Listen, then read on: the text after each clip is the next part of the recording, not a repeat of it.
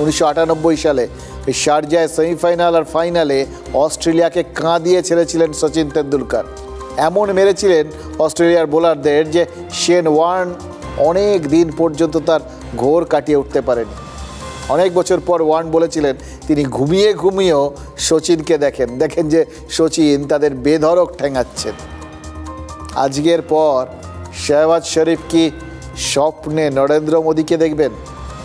Operation সিঁদুর এখনও শেষ হয়নি, এই কথাগুলো কি পাকিস্তানের প্রধানমন্ত্রীকে দুঃস্বপ্নের মতোই তারা করবে? গ্যারান্টি দিয়ে বলা যায় না, কিন্তু তবে এইটুকুনি বলা যায় অপারেশন সিঁদুরে এখন পর্যন্ত পাকিস্তান যা মার খেয়েছে সেটা তাদের এখনও হজম হয়নি। শাহবাজ শরীফ নিজেই স্বীকার করে নিয়েছেন সব দিক থেকে তারা ভারতের মোকাবিলা করতে ব্যর্থ হয়েছেন। সব সময় তাদের থেকে কয়েক কদম এগিয়ে থেকেছে ভারতীয় সেনা।